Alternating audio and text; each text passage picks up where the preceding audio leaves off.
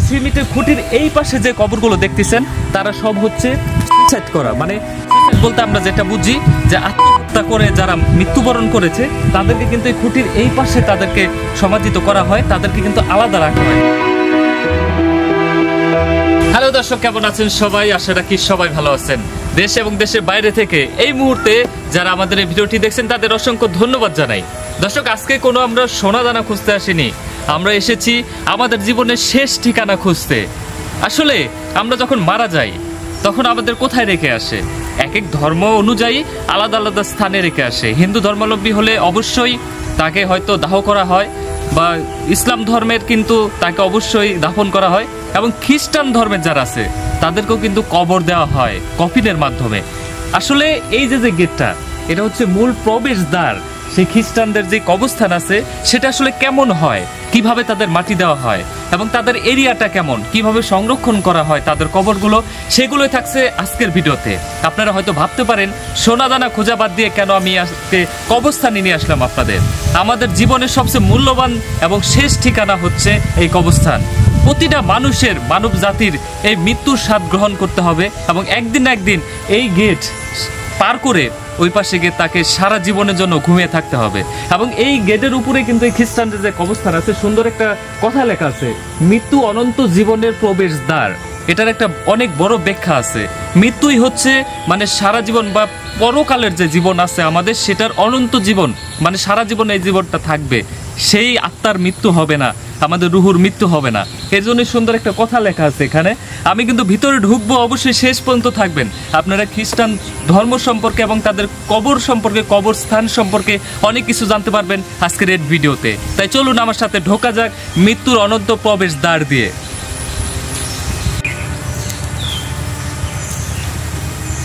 এই যে ভারী একটা গেট দেখতেছেন, সুন্দর একটা পরিবেশ। দেখুন চারিদিকে পাঁচিলে কিন্তু যে ক্রস আঁকানো আছে, কারণ ক্রস হচ্ছে পবিত্র একটি চিহ্ন খ্রিস্টান ধর্মাবলম্বীদের জন্য। তো এদিকে কিন্তু পাকা করা আছে, কিন্তু যেহেতু কবরস্থান, এটা সবসময় কিন্তু সেইভাবে লোক যাতায়াত করে না। যাদের আত্মীয় স্বজন মারা যায়, হয়তো তারা শহরে থাকে, বিভিন্ন জায়গায় থাকে, তারা হঠাৎ আসে এবং তাদের আত্মীয় স্বজনের যে কবরটা সেটা কিন্তু সংরক্ষণ করে। এবং সাইডে কিন্তু সুন্দর ফুল গাছ রয়েছে এবং তার কাটা দিয়ে কিন্তু সুন্দরভাবে সংরক্ষিত করে রাখা হয়েছে। ভিতরে গাছগাছালি রয়েছে, আপনারা দেখতে পাচ্ছেন। এই যে এখান থেকে কিন্তু শুরু হচ্ছে, এবং আপনারা কিন্তু ড্রোন ফুটেজে উপর থেকে আপনারা দেখতে পাচ্ছেন যে কবরস্থানটা কত সুন্দর। যদিও ড্রোন ফুটেজটা 2 বছর আগের, তখন এত কবর ছিল না, কিন্তু এখন বর্তমানে 4 ভাগে 3 ভাগে ভরে গেছে। এবং এই যে এখান থেকে আসলে শুরু হয়েছে কবরের জায়গাটা, এবং কবর 1 নাম্বার কবর বা 1 নাম্বার যিনি মারা গিয়েছিলেন তাকে দিয়ে শুরু হয়েছিল, তিনি কিন্তু ওই যে ওই পাশে আছে। আমরা পুরোটা দেখাবো আস্তে আস্তে আপনাদের, কিন্তু আপনাদের আগে জানতে হবে আসলে এই যে খ্রিস্টান ধর্মাবলম্বীরা যখন মারা যায় তাদেরকে আসলে কিভাবে মাটি দেওয়া হয়, তাদের প্রসেসগুলো কি।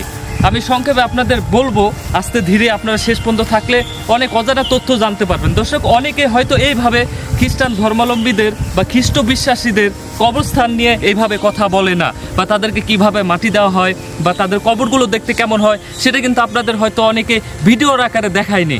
আমি প্রথম হয়তো আপনাদের এইভাবে ডিটেলসে তথ্যপূর্ণভাবে আপনাদের দেখাতে চলেছি। তাই অবশ্যই যারা নতুন আছেন আমাদের চ্যানেলে, অবশ্যই চ্যানেলটি সাবস্ক্রাইব করবেন। আমরা প্রথমে চলে যাব গণকবরে। চলুন বন্ধুরা, এটা হচ্ছে গণকবর। এখন আপনাদের মনে প্রশ্ন জাগতে পারে, গণকবর আবার কি? অনেক বড় একটি সাইজের কবর। এখানে যেহেতু কবরস্থানটা আসলে অনেক মানে আয়তনে ছোট বা জায়গা খুব কম, আসলে এখানে যদি এইভাবে বছরের পর বছর, শতকের পর শতক যদি কবর দিয়ে যাওয়া যায়, আসলে অনেক জায়গা লাগবে। এর জন্য বিশেষ একটা সময়ে, একটা টাইম পার হওয়ার পরে পুরনো কবরগুলো মানে ভেঙে ফেলা হয়, বা সেখান থেকে যে হাড়গোড় আছে মৃত আমাদের আত্মীয় স্বজনের, সেগুলো কিন্তু এনে কিন্তু এই যে গণকবরে কিন্তু রাখা হয়। এখানে কিন্তু সম্পূর্ণভাবে লেখা আছে বিগত 18 জুলাই 1950 থেকে 30 সেপ্টেম্বর এবং 2010 খ্রিস্টাব্দ পর্যন্ত, মানে 1950 সাল থেকে 2010 খ্রিস্টাব্দ পর্যন্ত, মানে 60 বছরে যারা এখানে মারা গিয়েছিল, গত হয়েছে, তাদেরকে যেখানে মানে সমাধিত করা হয়েছে, তাদের চিহ্ন স্বরূপ তাদের একটা অংশ এখানে এনে রেখে কিন্তু এই গণকবরটা তৈরি করা হয়েছে। এবং এটা কিন্তু আসলে অনেক ভালো বিষয়, কারণ যদি কবরগুলো নষ্ট করে ফেলা হয় সেই ক্ষেত্রে কিন্তু তাদের অস্তিত্ব খুঁজে পাওয়া কঠিন। কিন্তু এই যে 60 বছরে যাদের আত্মীয় স্বজন মারা গেছে তাদের স্মরণে, আত্মার স্মরণে এখানে এসে সবাই মোমবাতি বা আগরবাতি জ্বালিয়ে থাকে। আর মেন পয়েন্টটা হচ্ছে এখান দিয়ে, এটা হচ্ছে শেষ অংশ, এদিকে যখন ভরে গেছে তখন কিন্তু ভিতর থেকে আবার শুরু করা হয়েছে কবরের মাঝখান থেকে। আমি আরেকটু গুরুত্বপূর্ণ জিনিস দেখাতে চাই, এই যে এখানে বেদির মতো একটা অংশ দেখতেছেন, এখানে প্রতি বছর নভেম্বরের 2 তারিখে একটা বিশেষ প্রার্থনার আয়োজন করা হয় কবরস্থানে, যেখানে মৃত আত্মারা, যারা আমাদের আত্মীয় স্বজনরা মারা গিয়েছে, তারা যেন স্বর্গবাসী হয় বা তারা যেন ভালোভাবে থাকতে পারে পরের জীবনে, এর জন্য এখানে তাদের আত্মার জন্য প্রার্থনা করা হয় স্পেশালি ভাবে এবং কবরস্থানে বসে। সেদিন কিন্তু আপনারা দেখতে পাচ্ছেন এখন যে অবস্থা, দেখুন এখানে কিন্তু ঘাস লতাপাতা হয়ে আছে, কিন্তু নভেম্বরের 2 তারিখে পুরো কবরস্থান একদম চকচকে করে ফেলা হয়, প্রতিটা কবর থেকে ঘাস তুলে ফেলা হয় এবং সুন্দরভাবে আবার নতুন গঠন দেওয়া হয় উপরের অংশটুকু, এবং সেখানে কিন্তু সন্ধ্যাবেলা সুন্দরভাবে মানে চারিদিকে আলোয় ভরে যায়, সবাই মোমবাতি জ্বালিয়ে দেয় তাদের আত্মীয় স্বজনের কবরের উপরে।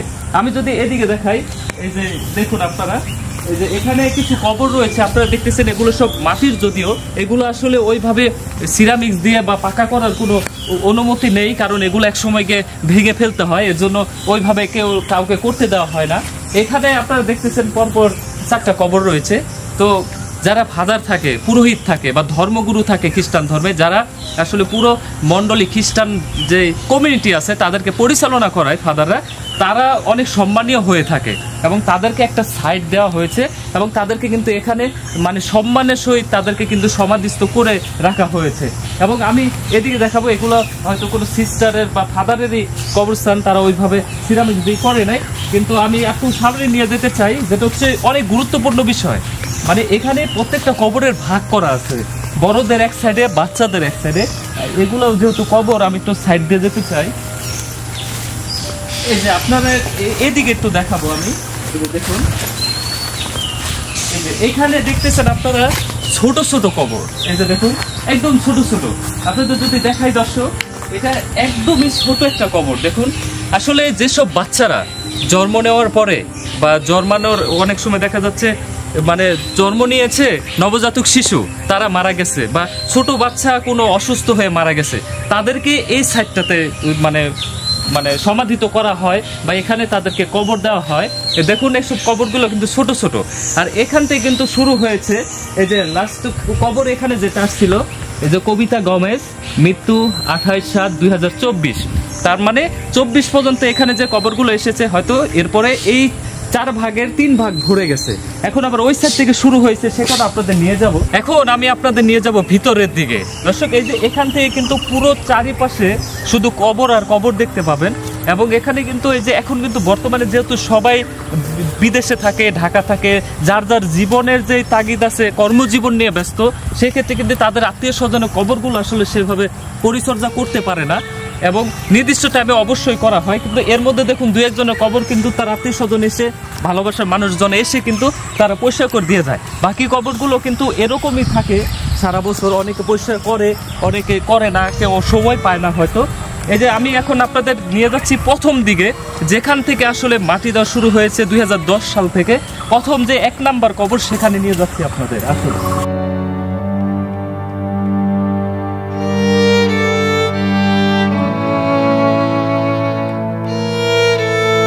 বন্ধুরা আপনারা দেখতে পাচ্ছেন, এই যে এই পাশে ওই কোণা যে কবরটা আছে, আসলে ওটার সেই নাম সংখ্যা বা সেটা হয়তো নাই, কিন্তু ওগুলো পরে দেওয়া হয়েছে। এখানে দেখতে পাচ্ছি আমি এই যে 2 নাম্বার কবর, তার মানে ওই পাশের আসলে 1 নাম্বার কবর। এটা মৃত্যুবরণ করেছে 18/11/2010।